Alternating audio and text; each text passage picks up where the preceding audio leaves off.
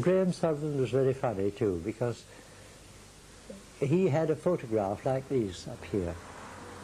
He had a photograph of his painting, which was that high. 75 feet, mind you, that high. So it was blown up to 75 feet. And the pencil lines were a half an inch thick, where it cross-sected. And he painted it on brown paper, and there were lots of brown paper spots on it. And when I went to him, I said, well, you know, what do you want me to do about these brown paper spots? He said, oh, it's got to look like a Graham Sutherland painting, you know. I said, but it's got to be a tapestry. So he and I didn't get on too well. And I took the photograph down, which was an enlargement, and the Christ's head was about, well, that size, I suppose. And we spent the whole afternoon, or he did, on the floor of Basil's house, the dining hall. After we'd had, what the hell was it? Oh, it was rice and a bit of sausage and something like that. Oh, what do you call it? Not a lasagna, an Italian, a risotto. No. Risotto. Risotto. And Basil, poor soul, he said, my wife makes a beautiful risotto.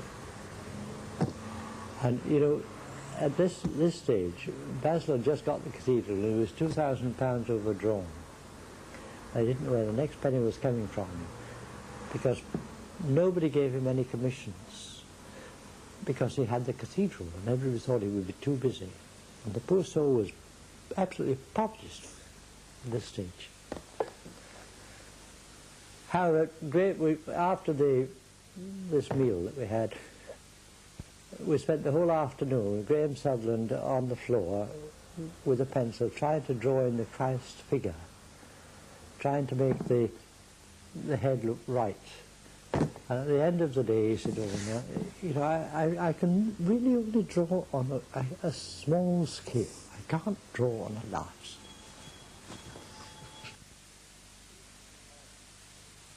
He used to come along and buy a tapestry and then build a house for one of his friends.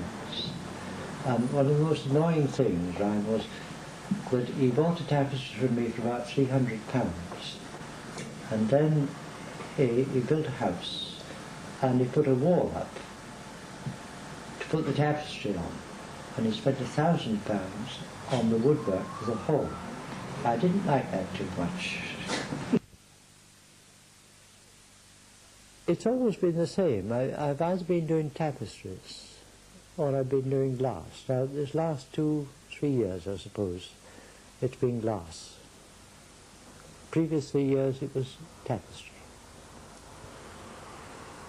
Hopefully, the next 3 years will be tapestry as well. I don't know. But it's always kind of seesawed between one thing and the other, and then you get confused in things like wrought iron gates and ladies' gowns for the minister of St. Giles.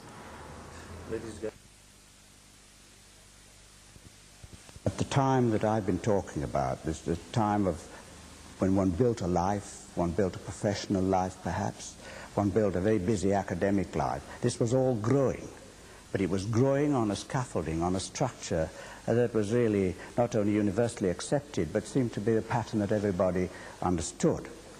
And certainly in those early days we've been talking about, there was no chance, not a hope in hell of getting a one-man show offered by the galleries here. The place where we graduated was in these SSA and RSA exhibitions, where you had to pit whatever you had against with the rest of the world against the critics or whatever. So the subject didn't arise. But I know that Sax has had several one-man shows. I never really ever understood whether he approved of them or he disapproved of them. But it could be that now in later life he can see and be sensitive to the kind of jungle that is almost maintained today, and not want to have any part of that. And that may lead me to try and indicate now with hindsight a pattern that has been extended beyond this academic norm and the scaffolding that I've just referred to, and home in on Sax a little more closely, because he is really within the tradition of a kind of artist with which I've been rather unfamiliar. Absolutely dedicated, but dedicated at two levels, the creative level and what should we call? You could almost call the business nose level, which is the professional level. To know how to handle oneself, to handle the public, to lead the public to an appreciation of one's work, and then display that work with a professionalism about which he was very fastidious.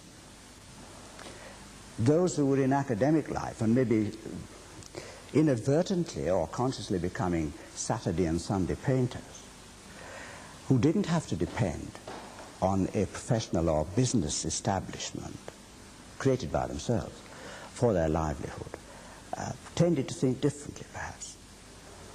And Sax has brought to not only his combination, which he's had through his appointments here, but to the time when he probably was more intent on creating a professional establishment and studio. I think that he must have become very aware indeed of the artificiality and the sincerities and all these other things. And now I'm beginning to try and anticipate what it will be like to have a much more open attitude. And he brought to all the things that he did an extraordinary package of enthusiasm, which must have helped the running of his business. Because when talking to a client, I would think he wouldn't hide it. And I'm sure when talking to students, and I'm talking to one in you, you have responded to this kind of, there's no point in doing it if you don't do it with your heart and soul, and if you're going to be doing that all your life, let's give all you've got. And I think he's lived by that rule, and it's made him behave rather differently. He's been a little bit out of pattern, as I see him. Other people might say, well, that's only because you haven't seen enough of him. Fair enough. I would still hold my descriptive point about him, and I think it's marvelous.